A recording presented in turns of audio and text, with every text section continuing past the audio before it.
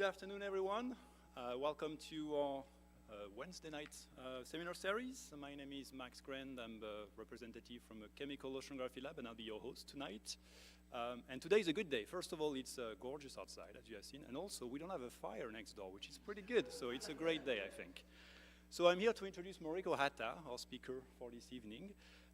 And I'm very pleased to do so. So Mariko and I have a long story working together, but I'm just going to give you a bit of background about Mariko before leaving the floor to her.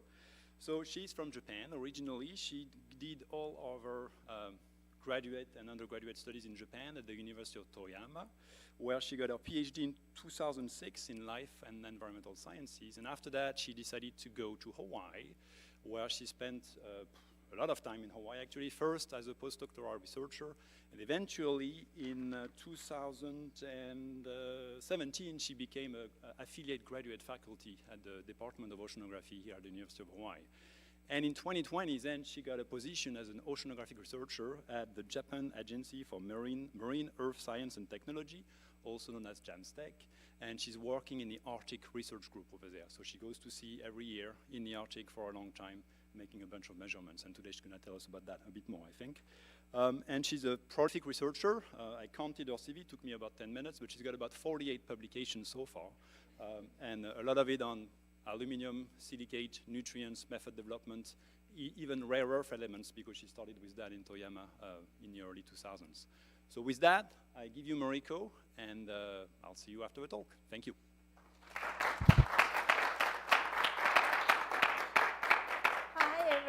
Thank you for coming for my talk, and thank you for introducing me very well, very nicely.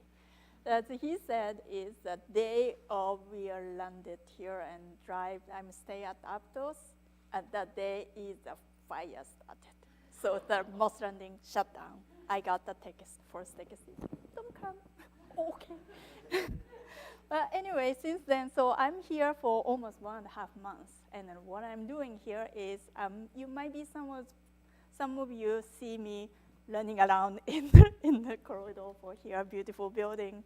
It's like between the beautiful office with a nice view and go to the Maxim's laboratory. We are doing method development, and I have been using this method, actually prototype on the boat. But I wanted to be finalized, nail down what any of this nitty-gritty is not sure what I'm doing correctly or not. That's we will try to finalize here. That's why I'm doing it. But today is I wanted to show you why I'm measuring it, why we needed to have this method. So first of all, I wanted to show where I am coming from. And then is this works? Should I use the cursor or should I use this? I don't know. Here we are. So first of all, where Toyama is Japan. Maybe you heard about Japan before, but a really small country. But it's like the Toyama it's almost the center and sea of Japan side. It's close to China side. And then Tokyo is right here. It's about maybe 3 hours Shinkansen train ride or one hour by airplane. And then Toyama is famous. There's a beautiful mountain chain and also a very deep bay. It's like 1,000-meter depth and very steep slope. They have a whole bunch of interesting features like submarine groundwater discharge and preserve for old tree under the water. It's kind of beautiful place and also a lot of good rice and a lot of good water made it good sake too, which is really nice. So some point you might be come across to the Toyama sake.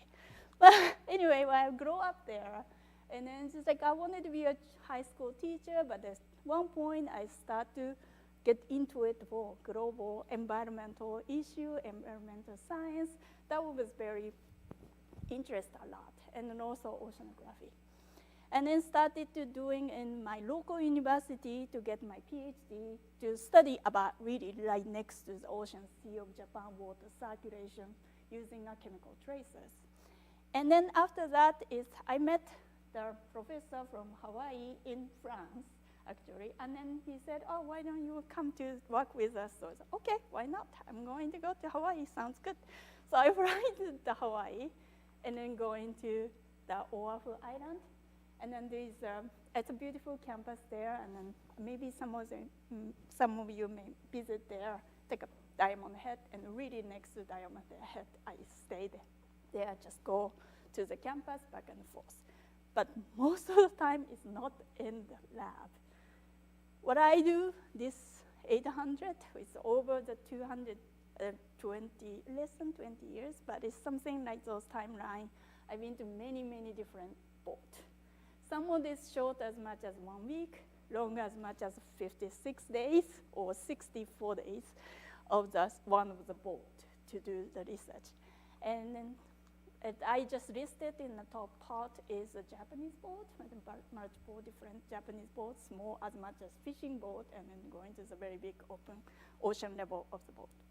And US, I've been to the Libel or Nowhere or Palma, which is the icebreaker, to go to the Southern Ocean, and also our North Pole by US Katahiri.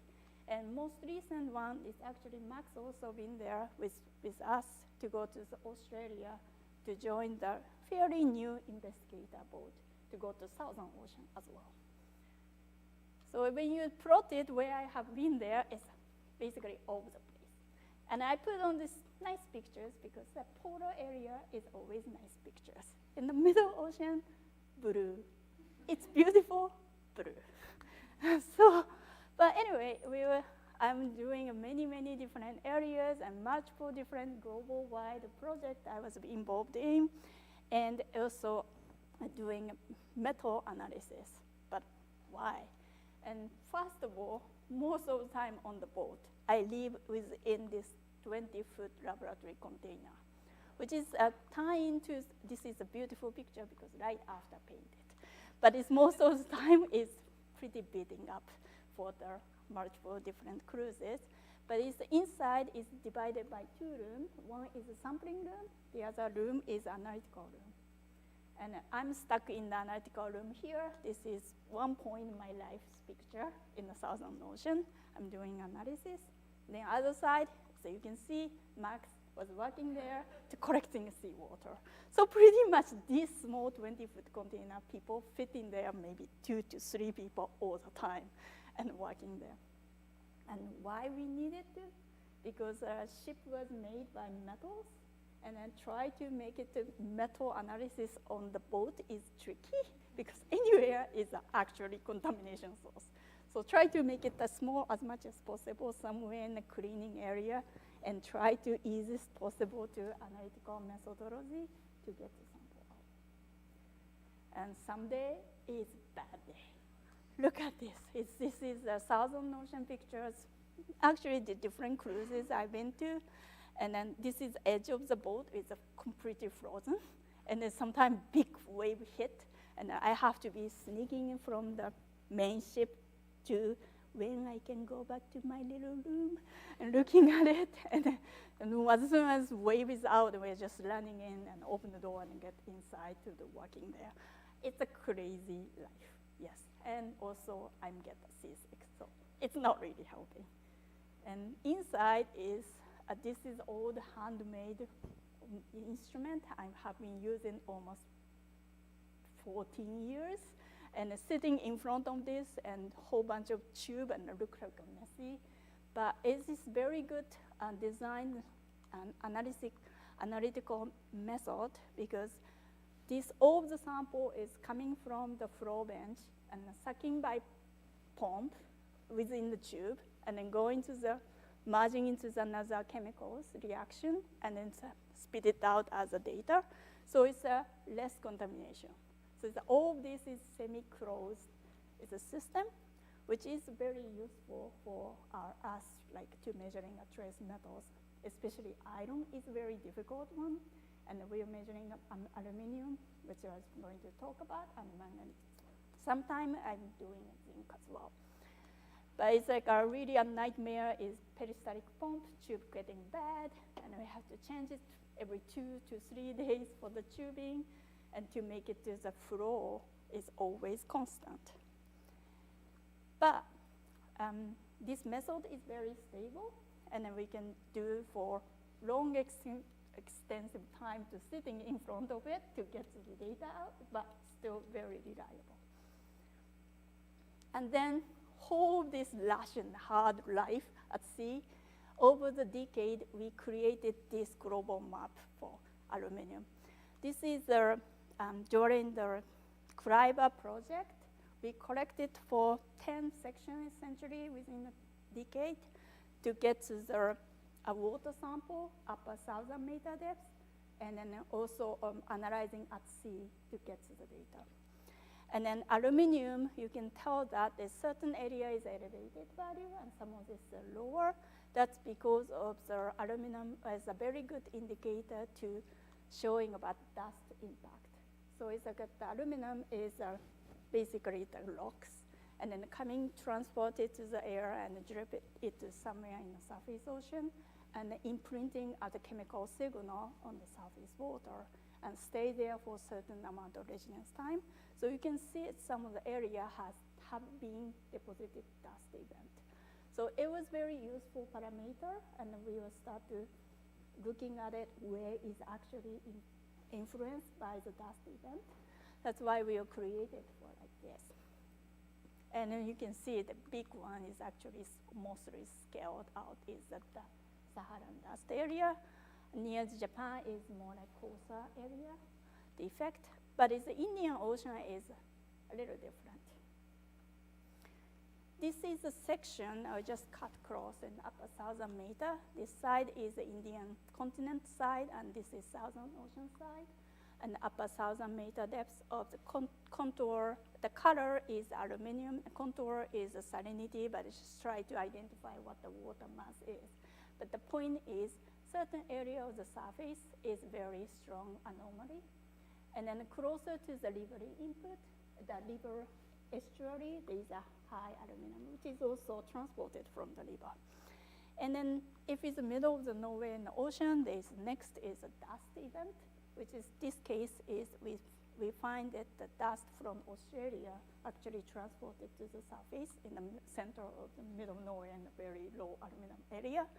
And it's not only surface, there is actually the signal is going to deep to about 500 meter depth, which is the water subducting from the surface, and then that water mass with elevated aluminum can trace the water as, like this case is more the water formation, can see it where it's coming from.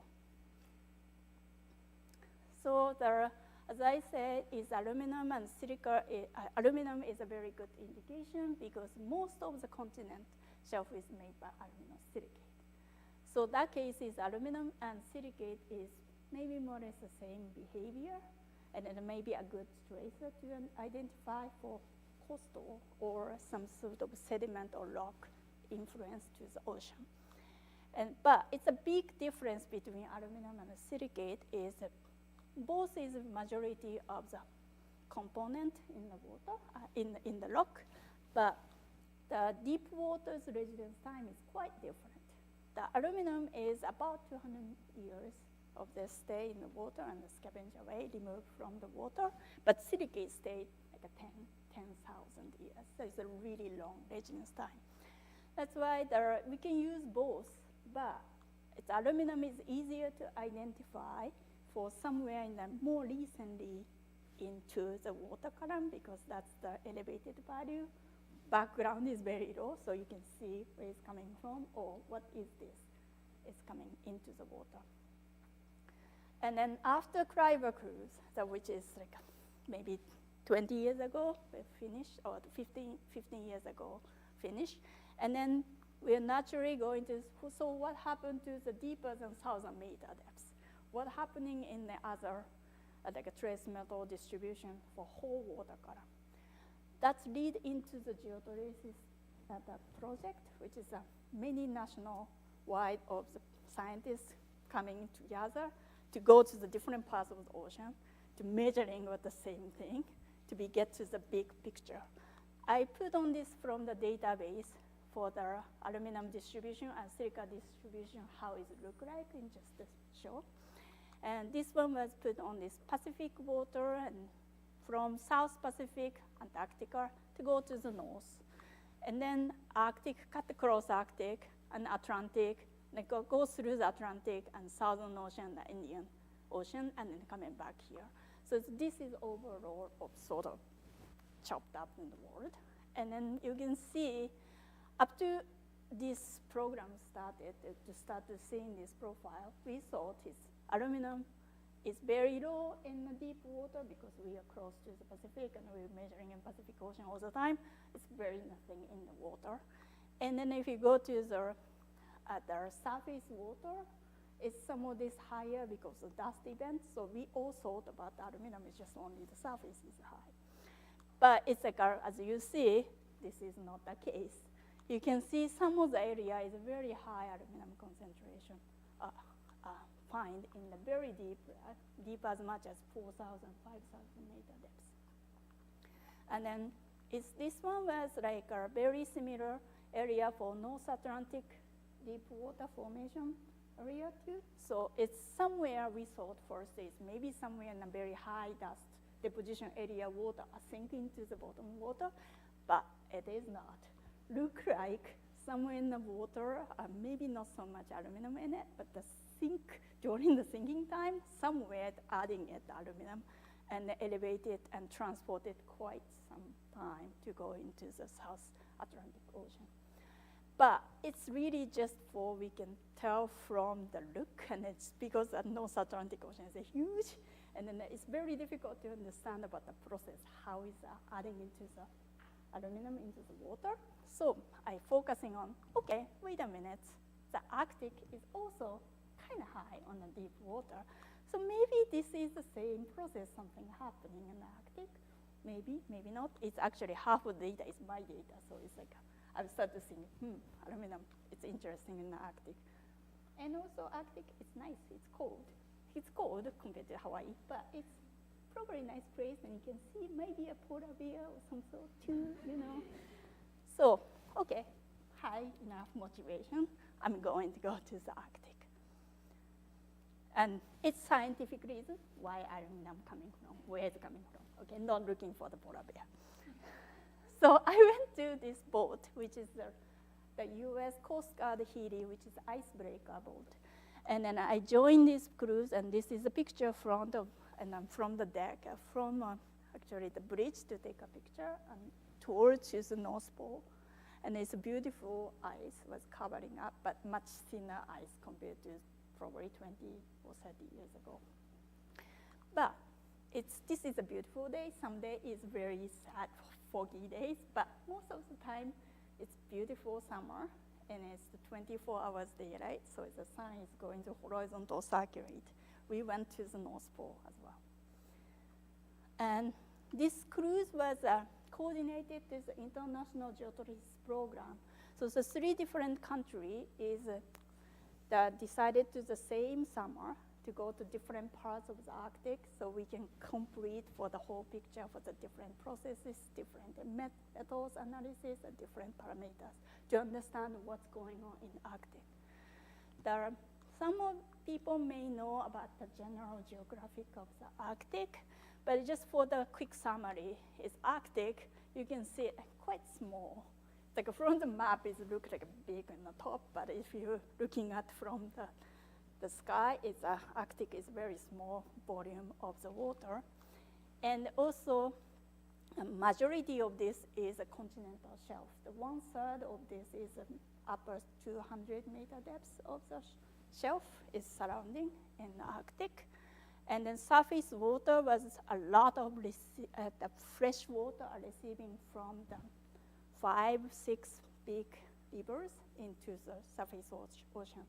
There are about 10% of the world fresh water receiving in the Arctic. So you can imagine a lot of things is going to the surface in the Arctic. And also Arctic, I did not plot it here, but there's a sea ice, seasonal sea ice. Yes, summer is getting thin and thin, and it's a small shrink and shrink, but winter time, they will spread is a very big ice, thinner than before, but it's covered by ice, and then they go shrinking back and forth. So it's always surface water during summer is influenced by melt water from the sea ice as well. And then right below the sea ice. They have an inflow from Atlantic side, the water coming through the green line and passing through the Farm Strait, and is coming into the Atlantic, and also Pacific water coming through the Bering Strait side. And so those two water are also merged inside Arctic. That's general thing you should know about the Arctic. And then we went to this cruise, and then this is Yotoris program, so they have a metal-free sampling equipment as well as a general hydrographic rosette. And you can see it, some of this is very ice in there, so it's like a crash with this sampling equipment, but have to. Or we just wait for it to be a little bit open side and deployed our system. And we got is a comprehensive, beautiful data set in the first time in the Pacific Atlantic ocean side. And together with the beautiful data set, I met my future husband. I take him back with me too. All right, so then I put together for all of the database up to 2015. So my data is a blue dot right here. This is just for Alaska side, going to the North Pole, and it's coming back, kind of cruise. And then actually there are another cruise of the people, like Canada or Netherlands, they wanted to come to do this. Netherlands, they, unfortunately, during the cruise, they didn't measure aluminum dam. And then the Canada is another problem. There is a Coast Guard.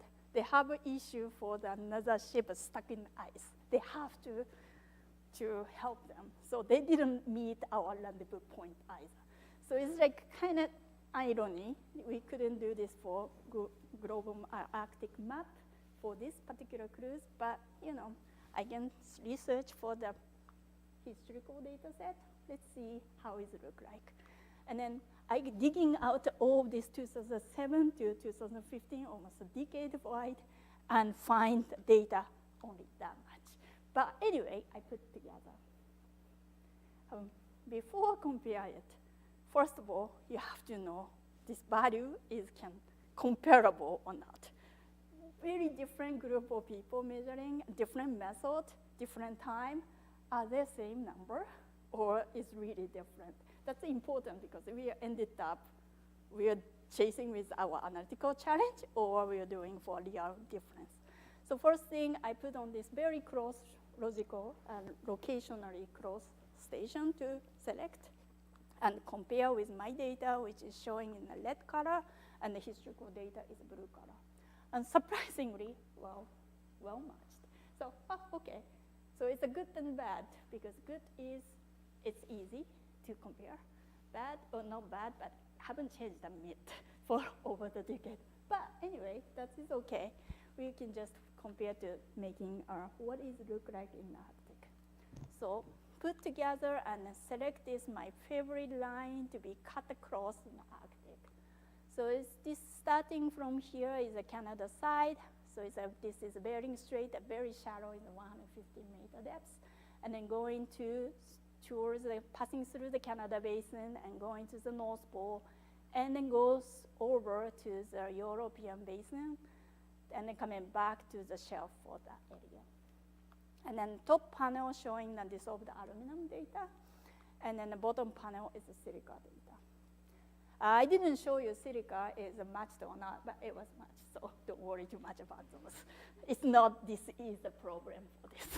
Okay, so then we can see it at the upper panel. So the black dot is actually the data I collected and put together. So it's like some of the data are not so enough high resolution, so it's a little bit of white part in the gap, but mostly is sort of, you can see how it look like. And then the red color highlighted is above temperature is 0 degrees Celsius, which is kind of easy to identify with Atlantic water intrusion, so I just put on there. And then the white contour is actually the silicate value, the same one. I just wanted to be how it look like.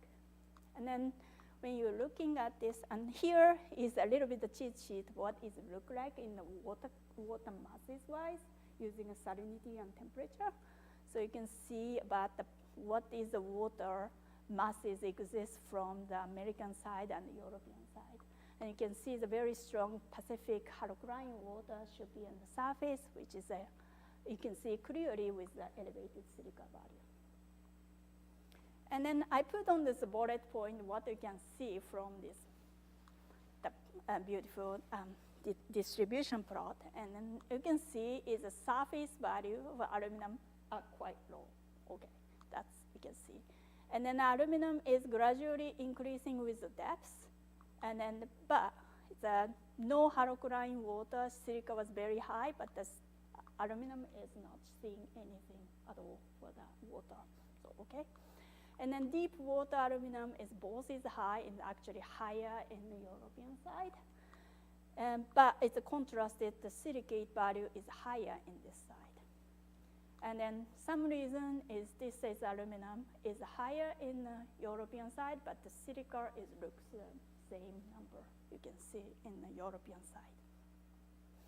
So coming back to the thinking cap about what is aluminum coming from, just for in general, what we know about for so far. As I showed you earlier, plot is that dust is coming from the surface. And then Arctic cases sometimes is a fast-grown ice in attached to the sediment is a cold dirty ice. They also transfer some of the aluminum silicate and then they releasing of some of the aluminum. And then also like the surface river input, it's a very strong river input flow. They will carry a lot of aluminum. Depends on the area, but usually does. And then based on what we see earlier plot is a shallow aluminum value was low, which means that it's no dust. Yeah, well, it's really far away from the dust exposed area because it's very cold, so it's covered by ice to start with. But it's also interestingly no river input in this area. But this is actually a little bit misleading with the section because the way you take is slightly different. If you go into the close to the estuary of Mackenzie River, it's a huge aluminum input. But it's very localized, and then it's just, these are really next to the gyre. So it's like all of the aluminum looks like a trap within the gyre. It's not really spreading across all of the Arctic surface.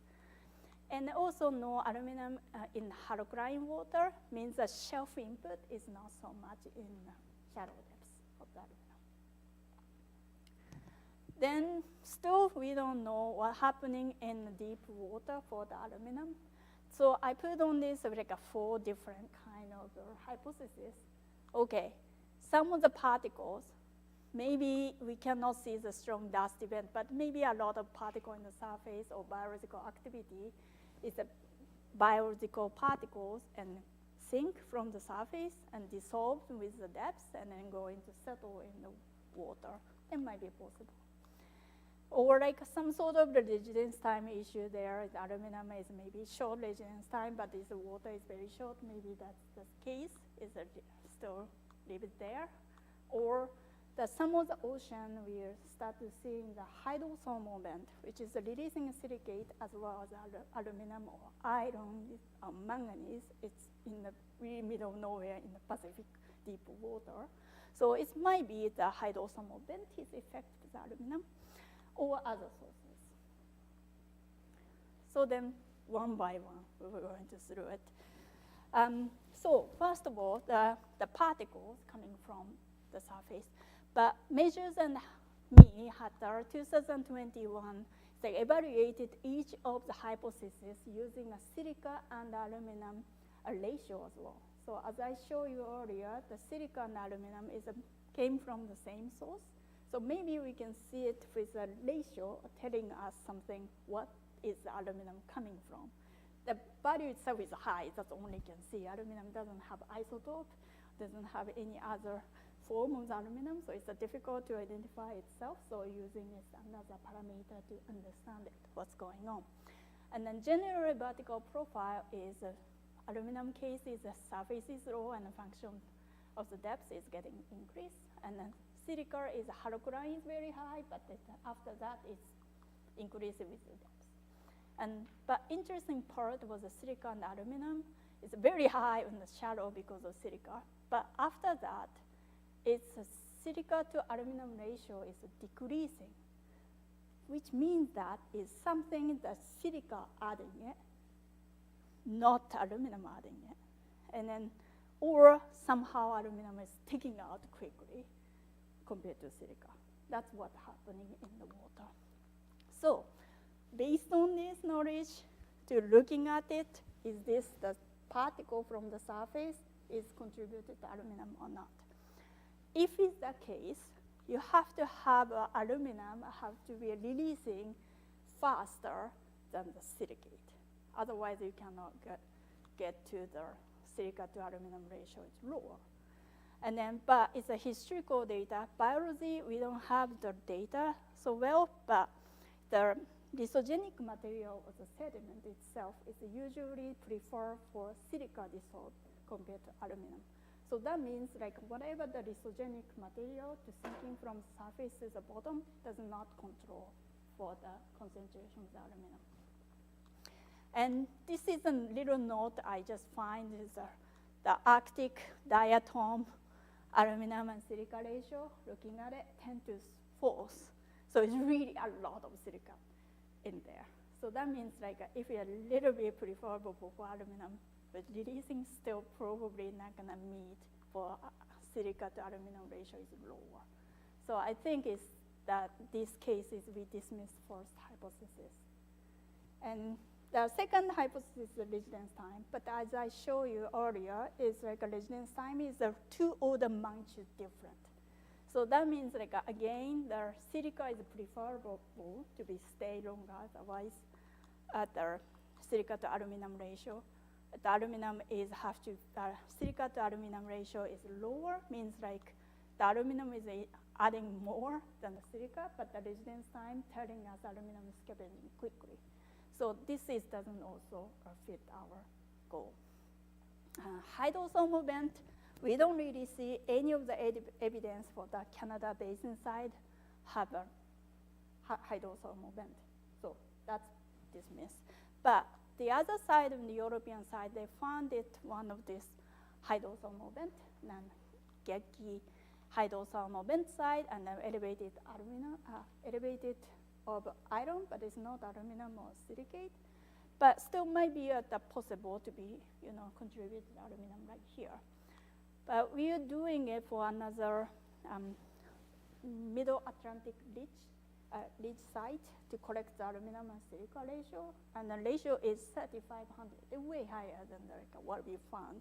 So if you, unless very different structure of the hydrothermal somehow in the Arctic, we still cannot answer why the lower ratio in the deep water for aluminum and silicate. And next one, okay, so we illuminated all this, and okay, so the other source got to be something. So then I plotted is some of the particle profile of the aluminum with the red color, and together with the transmissometer, which is essentially the presence of the particle abundance in the water column. And just to see, if it's a transmissometer value is lower, means there are more particle in it. And then you can see the sum of the area is less, a lot of particle abundance and elevated aluminum. Not all of them, but some of the area. So that means the boundary of maybe the bottom or shelf or somewhere in the boundary, directly there's something adding aluminum into it. And then different ended up a lower silica aluminum ratio. And then this is a process seems to be this suspension process. The particle is suspended in the water and adding somehow aluminum.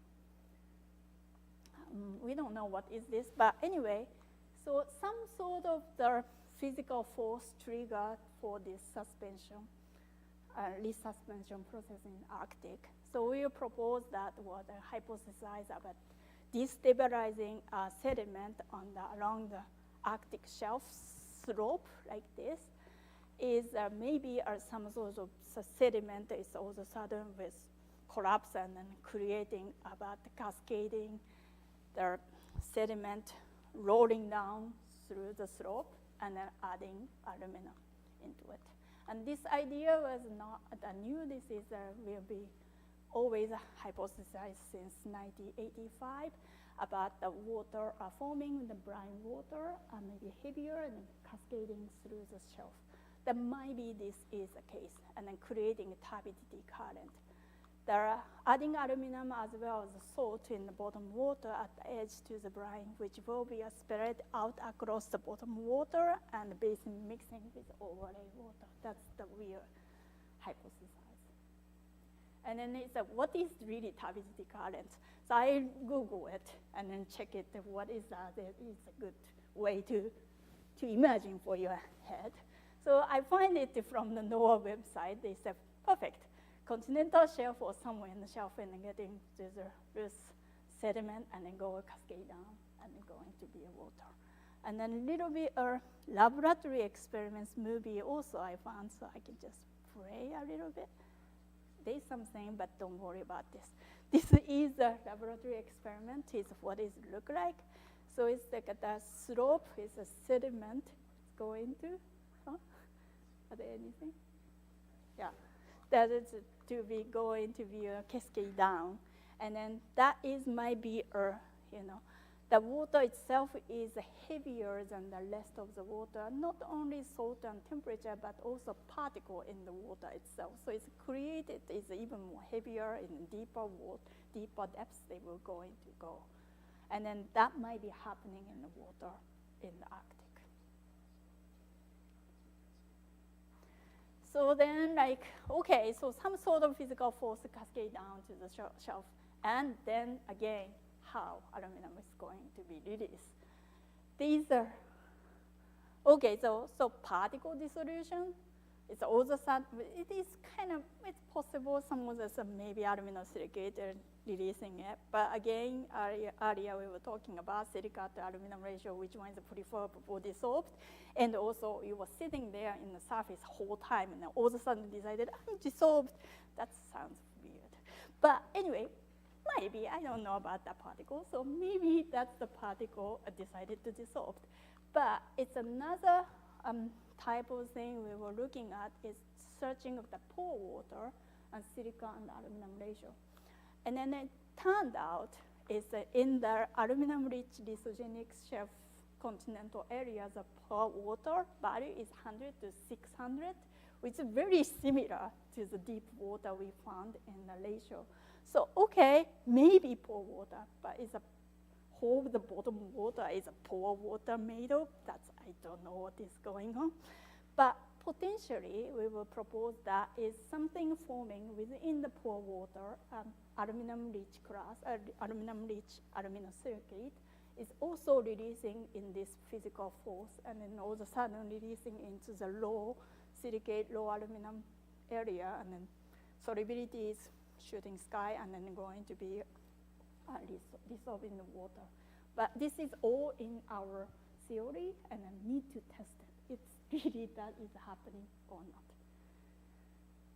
But it's this future is also a changing function of the changing in the Arctic oceans currently facing on. This ice was shrinking, and it's more easy to sink because the salinity is less in the ambient water, so it's easier to destabilize water. It's basically some of this is brine water can sink in the depths because of the surrounding is less salt, but also more wind.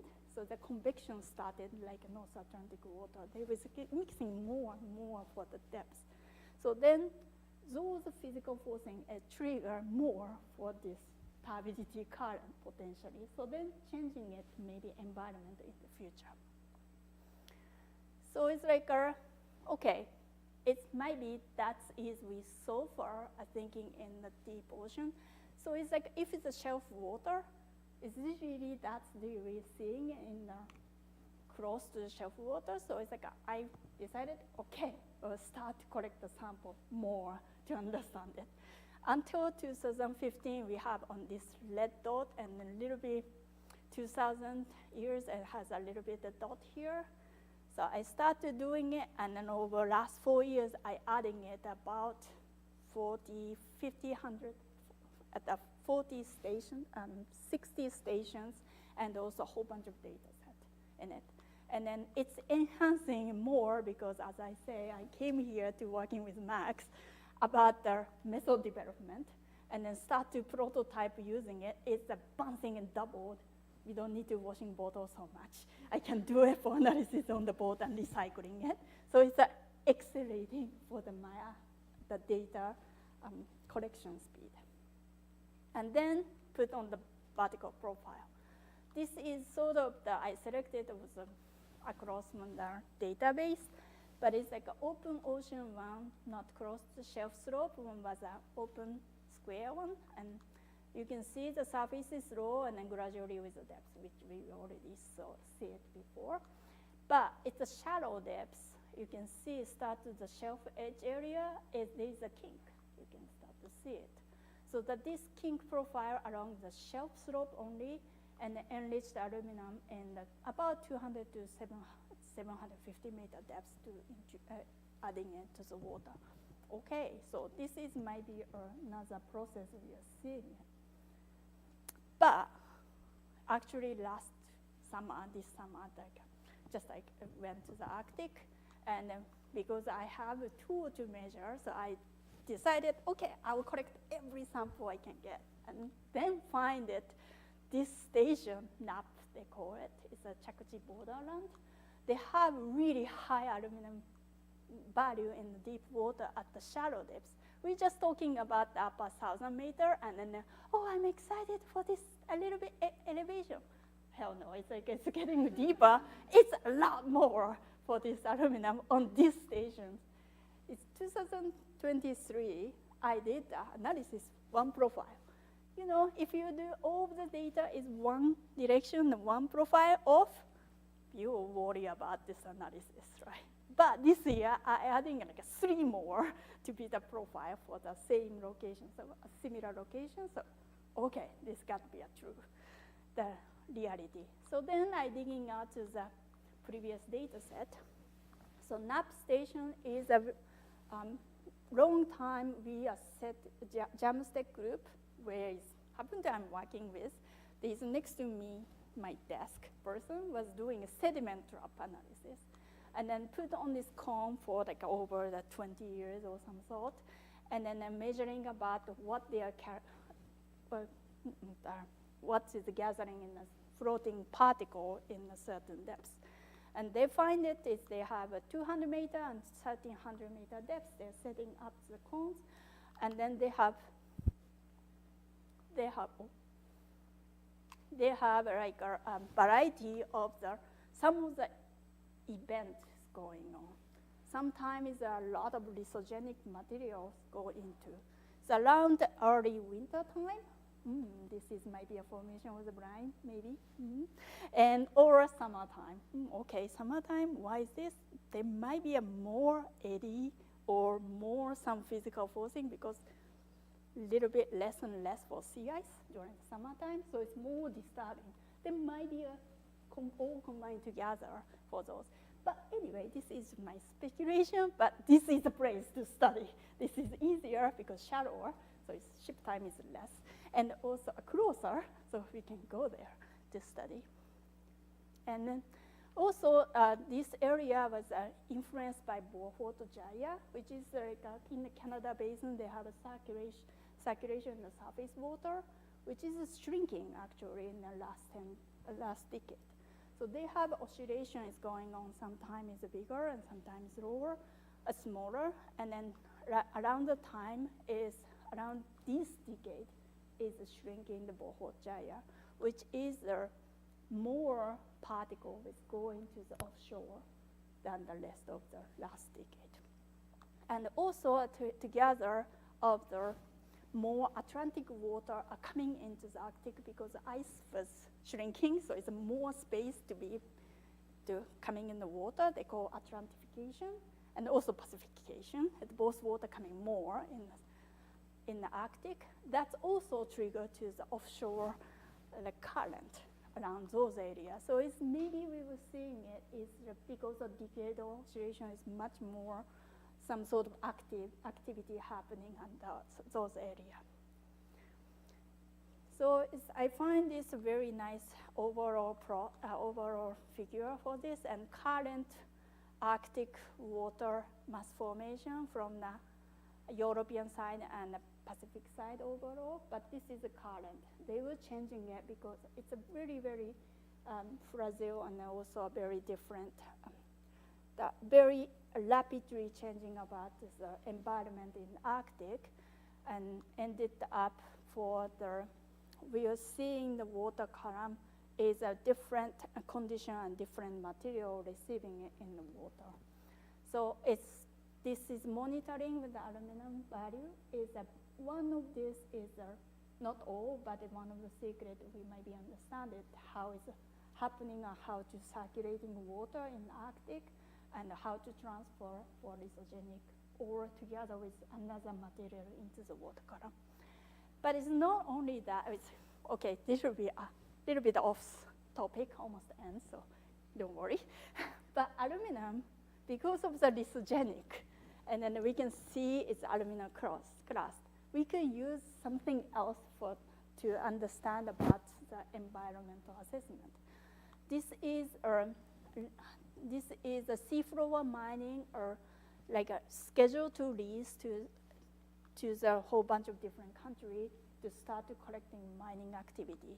That potentially is a mineral resources exist in a really crazy 5,000 meter depths in the middle of nowhere in the Pacific Ocean, but people are seriously thinking to go by boat and bringing in a huge vacuum cleaner with look like a bulldozer in the bottom part, and then collecting all of the rock in 5,000 meter, and vacuum it, all of this thing, to the surface of the boat, and select it what you want, and dump it the rest.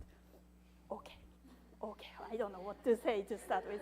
But anyway, okay, that's what they want. And then first time I heard this one story, they are planning to dump in everything on the surface. We said, no, don't do that. That's a bad idea from the beginning.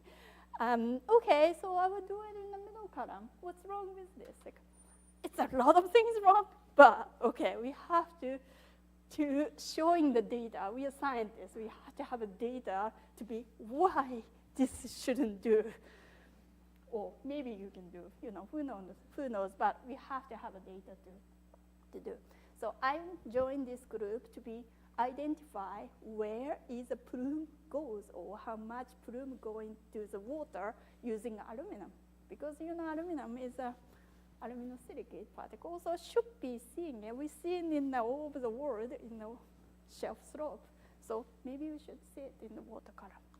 So this is the vertical profile. We have 3 different cruises during the pandemic, which is paying to do this, but well, it's paying or not paying. But anyway, to go in there, and then it's a blank value is an open circle here. It's generally speaking in the water column. In the Pacific, it's very low. As I say, Atlantic is very unusual. The Pacific is very low. That's a normal aluminum, because really you can see it far away from everything, so it's nothing left in the water. So then there collect the water from that's the passing through the pipe. I collect the pipe as well. Riser sample means like from the coming up the water, and also discharge sample is right before it put back into the water. And all of this value are high for 20 nanomolar.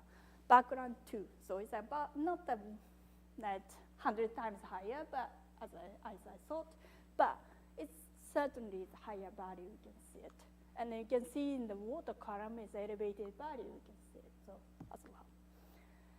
And then it's like it's also we were plotted with close to the pipe, and then very close. We don't know is this. This operation is 2 ship operation essentially. One is the vacuum pump actually doing a mining activity. The other one was a research boat to be hoping we can get this plume. But it's really difficult because first of all, not surface. This is a certain depth of the water. And then hoping the plume is coming to me, not coming to somewhere else. So it's really a challenge to collect the right sample. That's we can tell, because you can see the value is getting farther to the distance, yes, the value goes lower, but sometimes it's higher. Maybe we're lucky to capture in the same plume. So it's still very, very difficult to find this monitoring of those. But this test mining is maybe almost 1% of actually what they're planning to do. So this is already a challenge. Maybe when you started, it's a lot of aluminum, and all of a sudden the big flume in the Pacific Ocean, who knows. But it's like that certainly this is telling us aluminum is a good indicator to understand what is coming from and what the effect on it. And then finally, this is the method we were developing together. This is a small, compact version compared to the spaghetti monster I was dealing with earlier. And it's no more peristaltic pump, so I don't need to changing tube every 2 days, which is great. And then also a great part is no pre-concentration, which means no need to be worried about something clog to the filter or some sort. And also no contamination whatsoever. I measure one of the crews, it's like 400 samples, and one sample as something very suspicious, but 1 out of 400. Maybe I was half sleeping to collect the water. But it's like the condition of this method is so stable, and the detection limit is almost the same as this old-fashioned method. It was very good, and also top of this is no matrix influence, which means that you can measure for fresh water or seawater, any kind. And also, which is a high single standard, diluted automatically with the pump. So you don't even need to making a standard curve either. They will just put on this trusted standard, don't screw up the first one. And then when they're setting up, press the button, they were making a standard curve. Dream, yeah, sometimes it has a problem, but you know, that dream, we can still aiming for the dream. And then compare with the historical samples, historical method, and my new method, Max and I developing, is pretty well matched. So, okay, we can use it. Because I already invested 2 years. Hopefully I can use those numbers too. Anyway, so thank you very much for sitting here.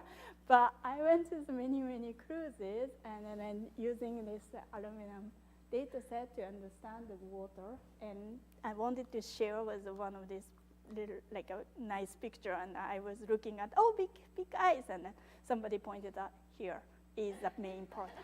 Oh, okay, I didn't see that, okay. Okay, thank you very much for sitting there. I'm happy to take any questions. Well, thank you, Mariko, for a great talk. We have time for a couple of questions, both in person and maybe online as well. We can look at the chat as well. So.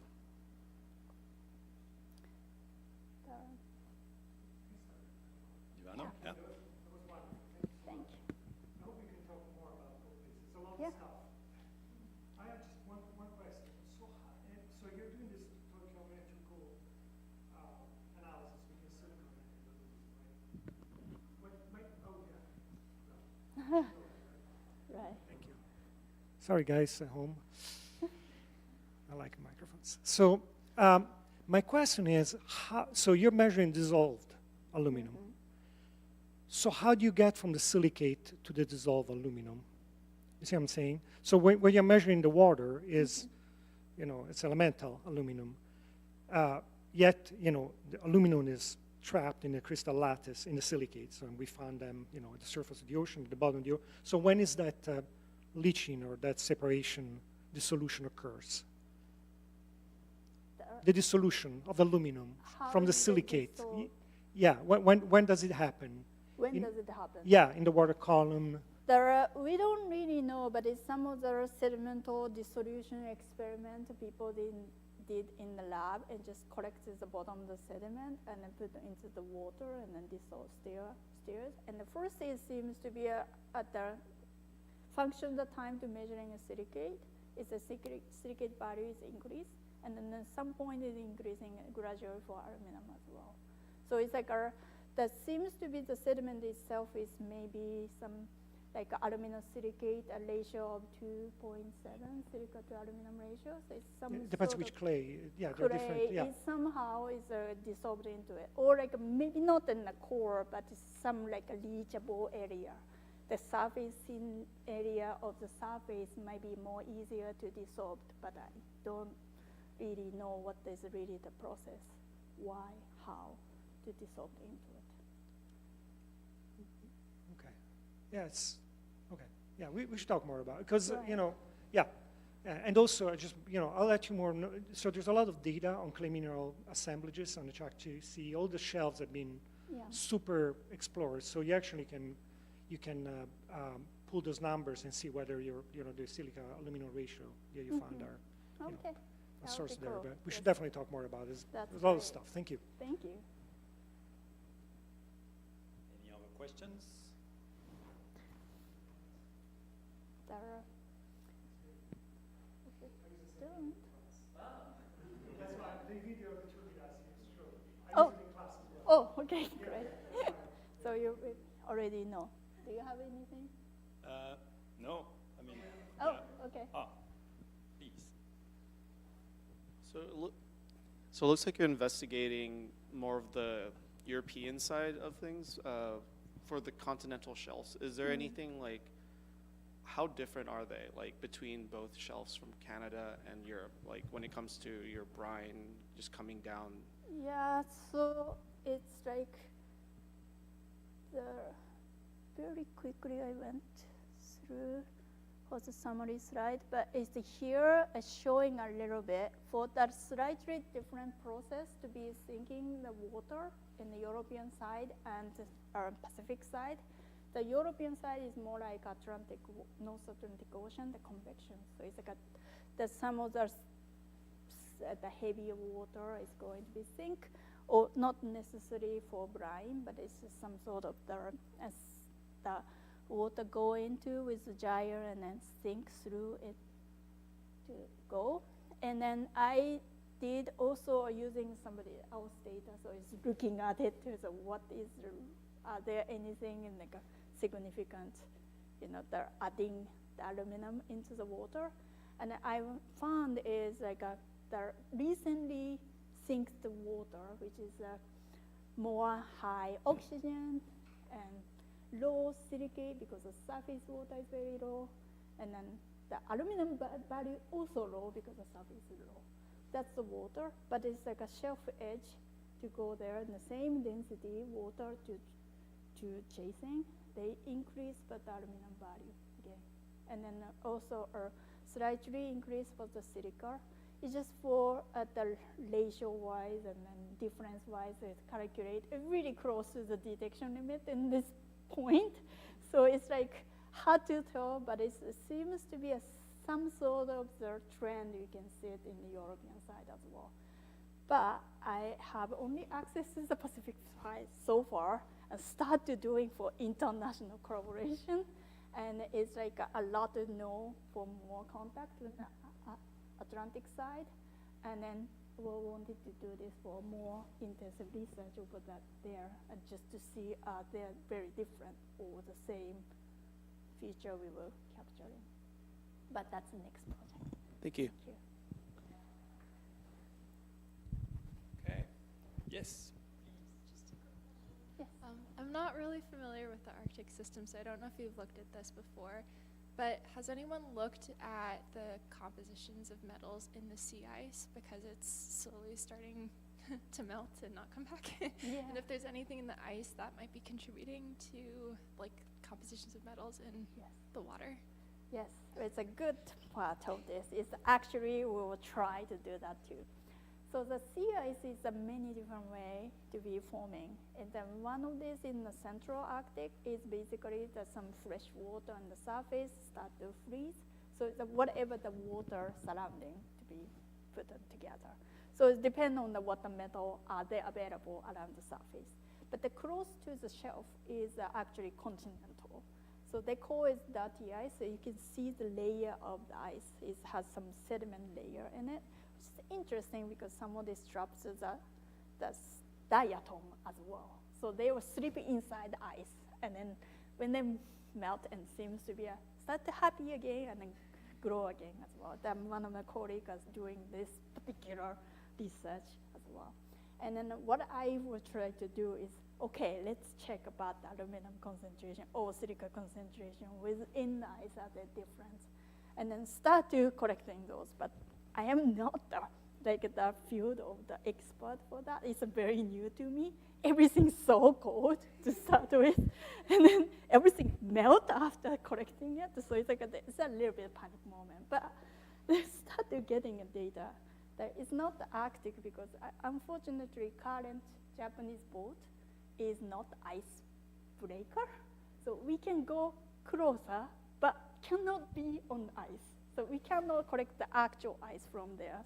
So instead, I fly into Barrow Canyon, which is the tip of the Alaska, beginning of last spring, and using this, not car, so what is this? It's the on the ice, the bike, what is this? A snowmobile, yeah. I never drive those.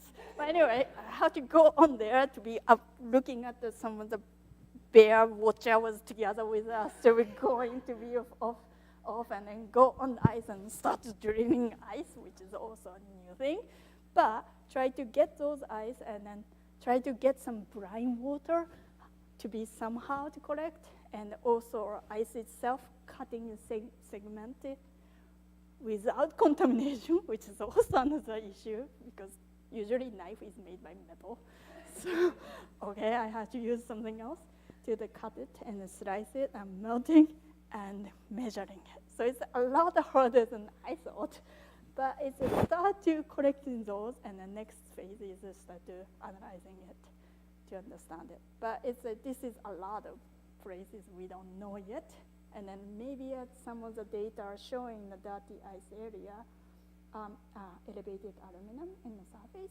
So is there something get onto the surface water as well?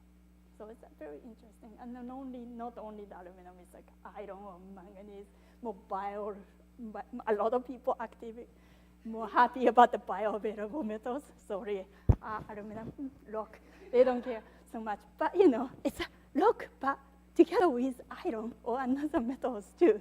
So it's something we have to use this, not preferably eaten by biology, so you can see some signal they should have there, and then going to be incorporated with another metals. That's the next step. Thank you. Great. Well, with that, thank you again, Mariko. And Mariko is here until March 15th, so if you want to talk aluminum, you know who to talk to now.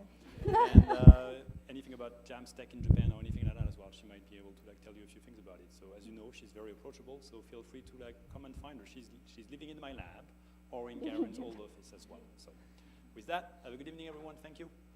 Thank you.